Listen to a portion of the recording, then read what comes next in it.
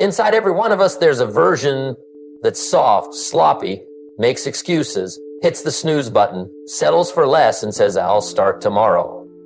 And then there's the other version, the one with vision, with discipline, with strength, the one that refuses to go to bed weak. Now here's the philosophy. You can't live strong and feed the weak. You can't build a life of wealth and freedom while negotiating daily with the part of you that would rather coast. Life doesn't respond to your intentions, it responds to your standards. And your weaker self, it lowers them. Every day, the weaker self tries to take control of your habits, your thoughts, your standards, your time. And if you don't confront it with strength, it becomes your identity. That's the tragedy. Not that people are weak, but that they let weakness become who they are. So what are we here to do today? We're not here to tolerate that part of us any longer. We're here to expose it, starve it, replace it. We're here to feed the stronger self until it becomes the only version you respond to. Because here's the law. You don't get what you want, you get what you tolerate. And if you tolerate laziness, fear, procrastination, excuses, you've invited your weaker self to run your life. But not today. Not anymore. Today we make a decision, a real decision, to rise above the noise, raise the standard, and eliminate the version of ourselves that has held us back for too long. And let's get to work. Let me tell you something most people never hear in their entire lives. Average is addictive. It doesn't come with flashing lights. It doesn't shout. It just whispers to you, this is enough. It creeps into your routine, into your expectations, into the way you carry yourself. And before you know it, you're no longer striving, you're surviving. You see, the real danger in life isn't failure, it's comfort. And average is the most comfortable place in the world. That's why it's packed. Do you ever notice how full the middle is? How crowded the space is where people almost dry? How many people are almost disciplined, almost committed, almost successful? That's average. And it's a place that offers just enough reward to keep you there, but never enough to elevate your life. Now, don't misunderstand. I'm not talking about being obsessed with perfection. I'm talking about refusing to accept mediocrity as your home address. You weren't designed for that. You were designed to stretch, to grow, to rise, but average dulls your instincts. It weakens your urgency. It convinces you that doing okay is somehow noble. It's not. You can't inspire your family, lead a business, or build wealth on average effort. The problem is, average has become a habit, and like all habits, it must be broken. I remember when I was just starting out, it didn't come from money, I came from average thinking. That's the kind of thinking that says maybe one day. That's the kind of thinking that says good enough. I had to make a decision to detox, not from sugar, not from caffeine, but from mediocrity. I had to challenge every small habit that didn't serve the future version of me I wanted to become. How do you break the habit of average? First, raise the standard. Not next year, today. Decide that your daily effort will no longer be determined by how you feel, but by what your goals demand. You can't build a powerful life on emotional convenience. If you only act when it's easy, you'll always settle for less. Next, audit your thoughts. Most people think average thoughts and wonder why they live average lives. If your internal dialogue sounds like, I'm doing better than most, or it's not that bad, that's a red flag. The moment you start comparing your effort to people behind you, you've stopped growing. Then surround yourself with excellence. Nothing destroys the addiction to average faster than being in the presence of someone who refuses to tolerate it. Get around people who challenge your thinking, correct your excuses, and inspire action. Your circle either holds you accountable to your higher self or enables your weaker one. And of course, track your performance. You can't improve what you don't measure. If you want to eliminate average, start keeping score. How many days did you follow through on your commitments? How often did you push one step beyond comfort? How many hours did you spend on growth instead of distraction? The scoreboard doesn't lie. And when you track the truth, you stop telling yourself convenient stories. Let me tell you something I learned the hard way. Wealth is never created by average behavior. It's created by people who do what others won't, long after the excitement has worn off. It's created by people who go the extra mile when the crowd is content with stopping at one. So if you want to eliminate your weaker self, start here. Starve average, replace it with excellence, not in theory, but in daily behavior. Wake up with purpose, speak with precision, show up with consistency, make excellence your default setting, not your special occasion performance. Because once you taste what's possible beyond average, you'll never want to go back. And that's when life begins to reward you, not for what you want, but for what you're willing to become. Every day, with every choice you make, you're not just living, you're training. You're either conditioning strength or you're conditioning weakness. There's no neutral ground. Every repetition, every decision, every thought is a vote for the person you want to become or the person you're trying to leave behind. And the dangerous part is it rarely feels like quitting in the moment. It feels like taking a break or being realistic or listening to your body, but really it's your weaker self casting a vote. And that vote says comfort over commitment.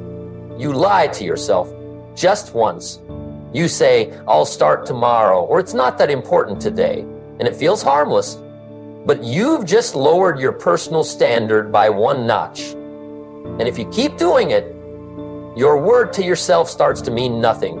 You lose your inner authority.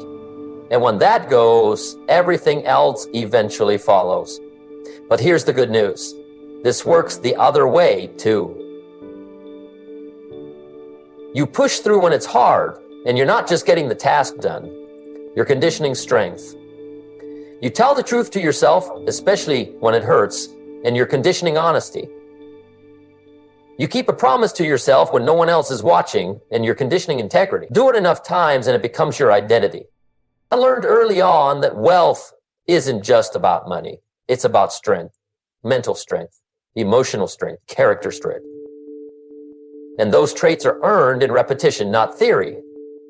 Not in what you say you're going to do, but in what you actually do when it's inconvenient, when it's uncomfortable, and when no one's there to applaud. You have to treat your standards like a muscle. Let them atrophy through neglect, and they'll shrink.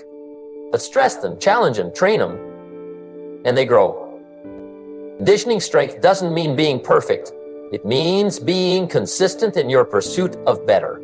If you slip, acknowledge it, but don't normalize it. If you fall short, recalibrate, but don't justify. Remember, every time you make a decision, you're building something. The question is, what are you building? Are you building resilience or resignation? Are you building clarity or confusion? Are you conditioning a winner or nurturing the excuses of the weaker version of yourself? Now, here's something powerful to understand. People don't fail all at once. They fail gradually, choice by choice, habit by habit, compromise by compromise, until one day they look up and ask, how did I get here? The answer is simple. They were conditioning weakness, and they didn't even know it. So here's what you do. You begin to guard your choices like a treasure.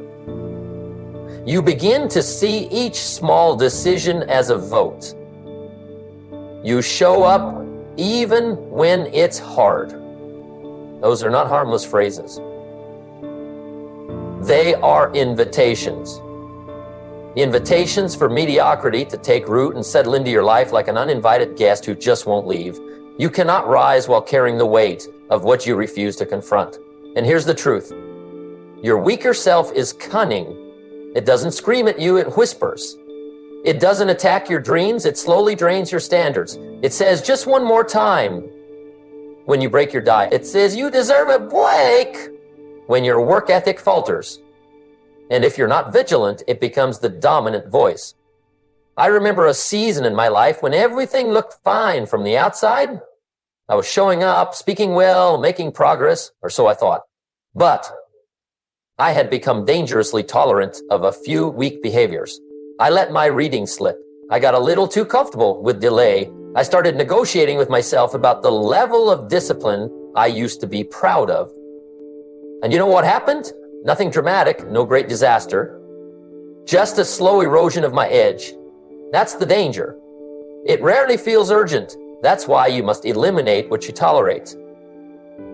Because what you tolerate, you eventually normalize, and what you normalize, you can no longer conquer.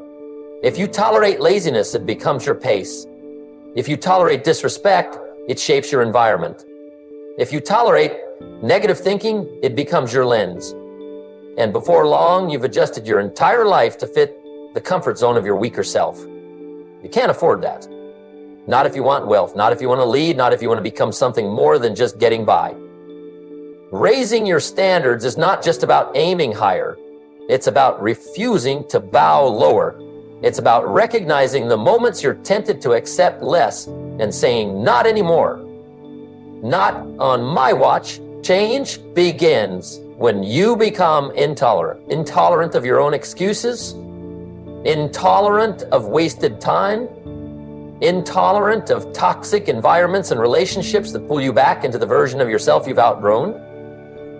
That kind of intolerance, that's holy, that's noble, that's powerful, because growth requires friction. If there's no resistance, you're probably not moving forward. If it's comfortable, you're probably not challenging your limits. So when you feel the sting of stretching, when you have to say no to something easy or familiar, that's not a bad sign. That's the signal that you're eliminating what no longer serves your future. Listen, if you let weakness coexist with your ambition, it will sabotage you from the inside out. It'll whisper in your moments of fatigue. It'll negotiate your dreams down to something manageable. But once you draw the line, once you say, this is no longer acceptable, you begin to reclaim your power. And that's the real battle.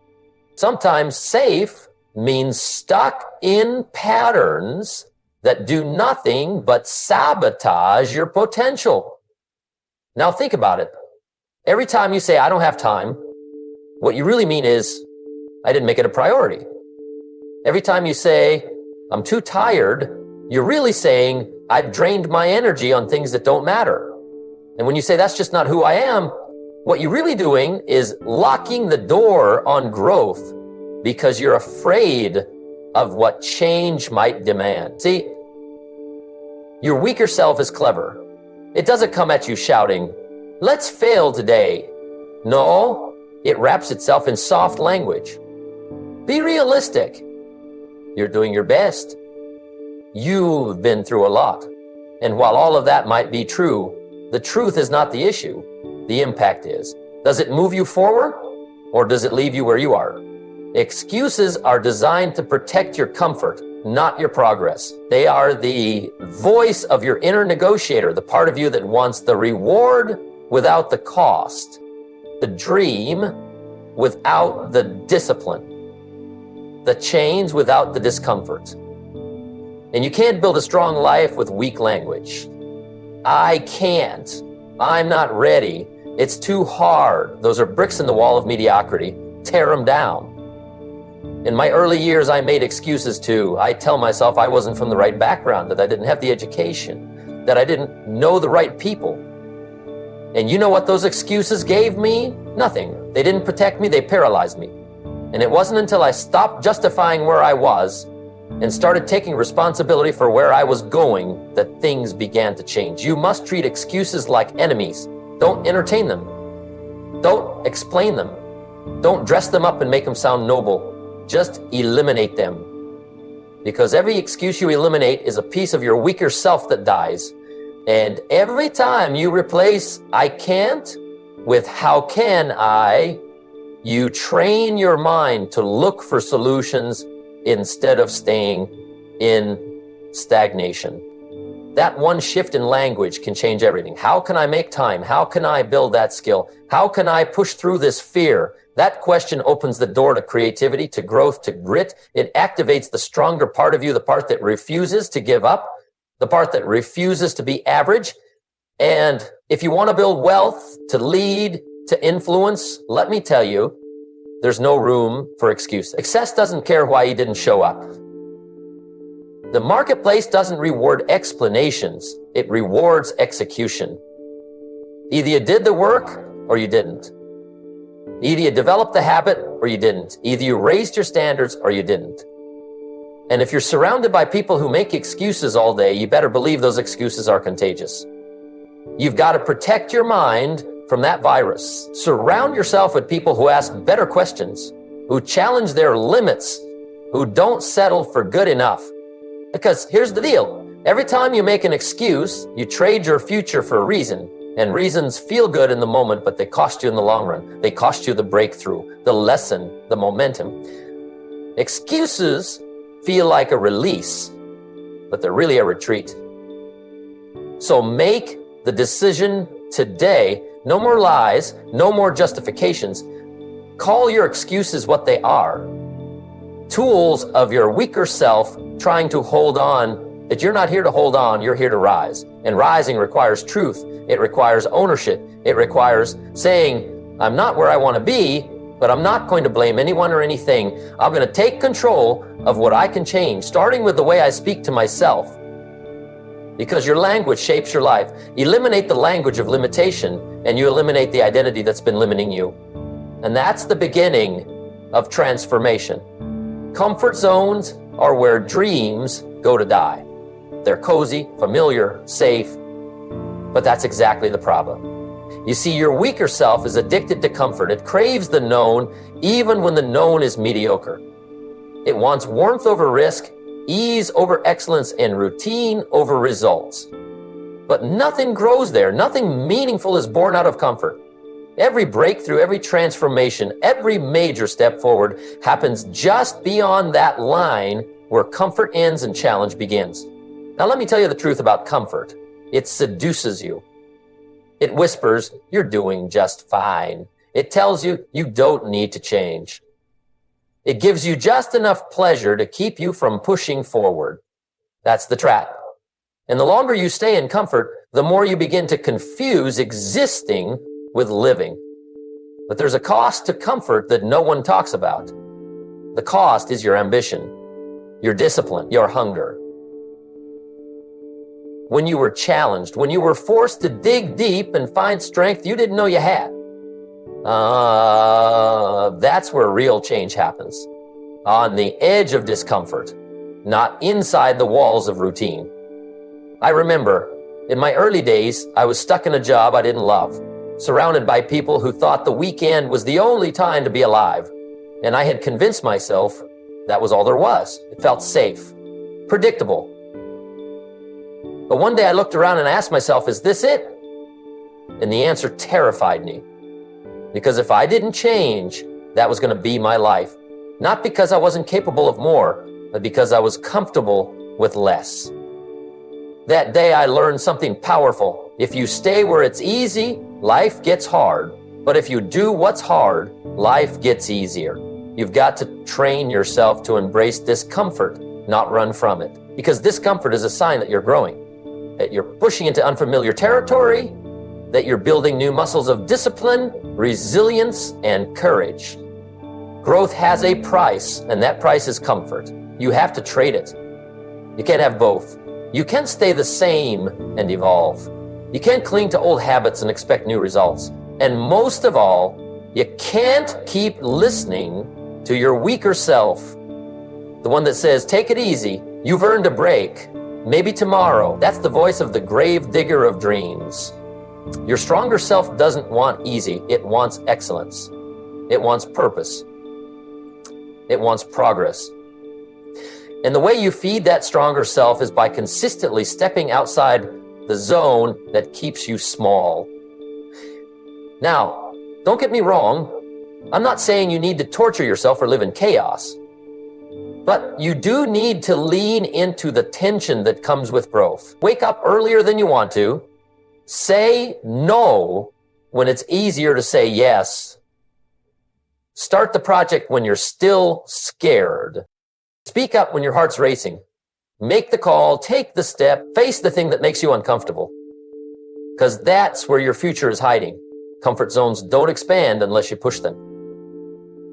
And here's something I learned. Every time you break through one, your identity shifts. You stop seeing yourself as someone who avoids, and you start seeing yourself as someone who conquers. And that shift changes everything, because identity drives behavior. When you believe you're someone who chooses growth over comfort, you build momentum that compounds over time. Look around. Most people never leave their comfort zone. That's why most people never live their dreams. But you're not most people. You're here because something in you is tired of the lie that easy is enough. You're here because there's a version of you waiting on the other side of resistance, and that version doesn't beg for comfort. It demands excellence. So ask yourself, where have you been too comfortable for too long? What area of your life have you been coasting, hoping things get better without effort? Identify it, challenge it, change it. Because the person you want to become is not living inside your comfort zone. That person lives in the discomfort of discipline, the tension of new habits, and the fire of persistence. Comfort is where the weaker self thrives. Growth is where the stronger self emerges. So if you want to eliminate your weaker self, you have to leave where it's safe and step into the zone where dreams are built. Stand guard at the gate of your mind. Because the truth is, your mind is the most precious asset you have. What you let in, what you consume, and what you allow to occupy your mental space determines who you become. Most people fail to realize this, but the truth is, the quality of your thoughts dictates the quality of your life. And yet, most people leave their mental gate wide open, allowing all sorts of garbage to flood in: fear, negativity, gossip, and distractions that do nothing but weaken your resolve and cloud your vision. Let me tell you something. Your weaker self thrives on all that noise. It craves it. It wants you to listen to the naysayers, to engage in the drama, to dwell in self-doubt and negativity. It wants you distracted so that you never get clear on your vision or take the necessary steps to move forward. It wants you afraid, uncertain, and paralyzed. And that's why the weaker self seeks to fill your mind with everything that keeps you from being your best self. But here's the powerful truth. You control your mental gate. You get to decide what comes in and what stays out. You decide what influences your thoughts, your emotions, and ultimately your actions. And if you want to eliminate your weaker self, you must take full responsibility of yourself. Think about it. How many times have you let the negativity of the news, the fear of the world's problems, or the opinions of others derail your day, your plans, or your peace of mind? The moment you allow these things to seep into your mind, you start giving your power away. And the more you do it, the more your weaker self gains strength. You become a product of all the negativity and fear you've let in. I remember early in my life when I was surrounded by people who complained about everything. They talked about what was wrong in the world, what others were doing wrong, and what they didn't have. It was toxic. It felt like a weight on my shoulders. But here's the kicker. I had to choose to stop absorbing that. I had to step away from it. And that was one of the hardest things I've ever done. Because at that time, I was addicted to hearing what others had to say, addicted to gossip and the noise of the world. But here's what I learned. What you focus on expands. If you feed your mind with negativity, fear, and distractions, you begin to believe that's all there is.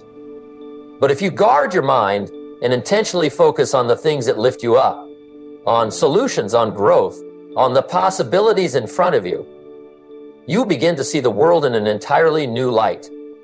Guarding your mind means filtering out the negativity and replacing it with things that feed your soul.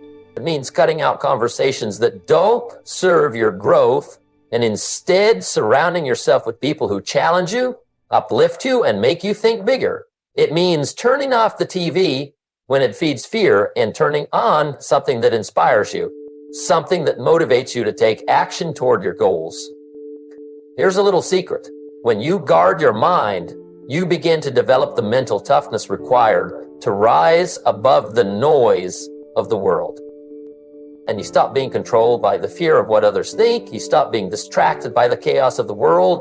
You start making decisions based on your vision and your values, not based on the emotional roller coaster that comes from constantly reacting to everything happening around you. The simple fact is this: your future depends on what you allow into your mind today.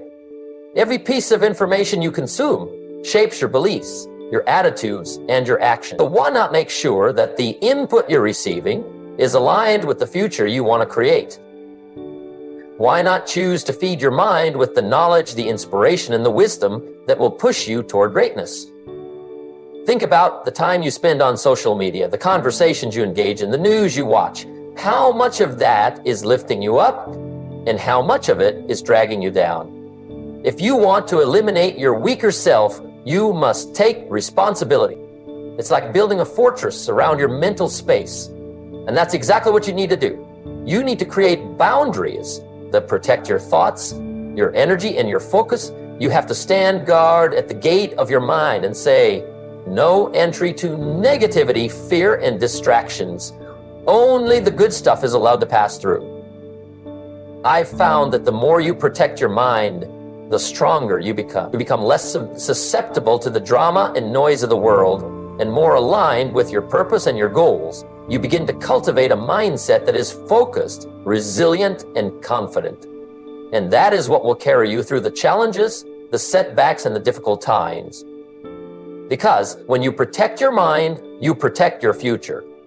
So today, I want to challenge you. Stand guard at the gate of your mind. Be mindful of what you allow in. Let only the things that support your success and your personal growth have access to your thoughts. When you do this, you'll begin to see a transformation, not just in your mindset, but in every area of your life. The weaker self will lose its grip, and the stronger, more empowered version of you will rise. Guard your mind and guard your future. Think about the things you allow into your life, the people, the information, the conversations. Every one of them is feeding something. It's either feeding your greatness or it's feeding your weaker self. And I'll tell you this, if you're not consciously auditing your influences, your weaker self is in control. It's like inviting the enemy into your home and letting them make themselves comfortable. You can't afford that if you want to rise to your full potential. Here's a hard truth. The world is full of distractions, negativity, and influences that want to drag you down. We live in a time when we're bombarded with information from every direction: news, social media, friends, family, coworkers, all of it coming at us 24/7.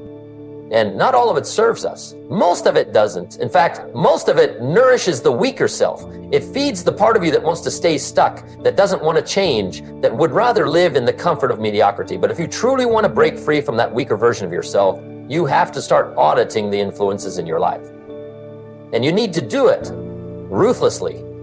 Procrastination, for example, is a daily victory for the weaker self. It's one of the easiest ways it can control you. You procrastinate because you've allowed yourself to believe that there's no urgency, that there's no consequence, that you can get to it tomorrow or next week. But let me tell you, tomorrow never comes. If you allow yourself to procrastinate today, you're conditioning weakness, and that's how the weaker self wins. Starts with a little excuse here, a little delay there, and before you know it, a habit is formed, and not just any habit, but a habit of playing small. But here's the thing, procrastination doesn't just happen on its own.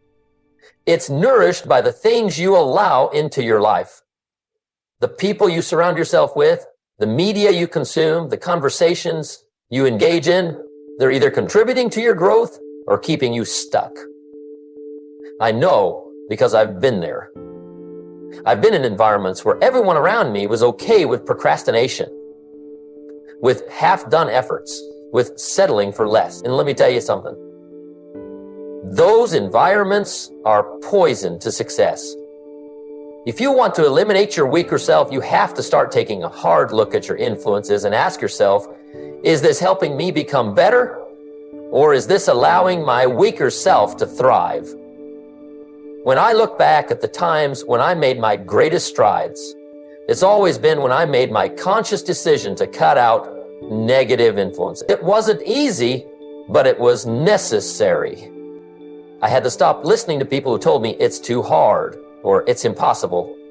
I had to stop watching the news that filled my mind with fear and uncertainty.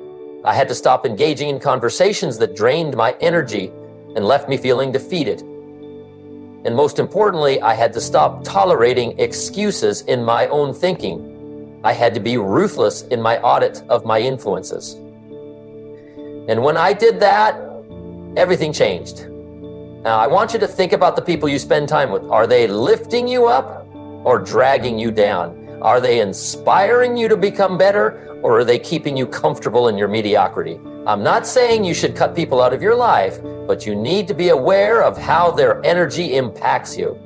If someone constantly brings negativity, self-doubt, or fear into your life, it's time to set boundaries. You need to create space for influences that are aligned with the standards you're setting for yourself. And let's talk about what you're consuming. What are you reading, watching, listening to? Does it inspire you to take action, to grow, to become a better version of yourself, or is it keeping you stuck in the same place? I know it's easy to get lost in mindless entertainment, to waste time on distractions that don't serve you, but every moment you spend consuming things that don't elevate you is a moment you've given to your weaker self. If you want to build strength, you have to start feeding your mind with things that empower you. Books, podcasts, people, and environments that make you think bigger and act bolder. Here's the key. When you audit your influences ruthlessly, you begin to take control of your life. You stop letting the world dictate your thoughts, your behaviors, and your action. You begin to surround yourself with excellence. People who challenge you, ideas that inspire you, environments that make you want to level up. And that's how you begin to eliminate your weaker self. You stop nourishing it and you start feeding your stronger, more powerful self. So I challenge you today to start that audit. Take a hard look at what you're allowing into your life. Evaluate the people, the media, the conversations, and the habits that are shaping you. Are they helping you rise, or are they keeping you down? If they're not serving your growth, it's time to make a change. Because the moment you stop tolerating mediocrity, the moment you eliminate the weaker influences in your life, you start to see who you really are.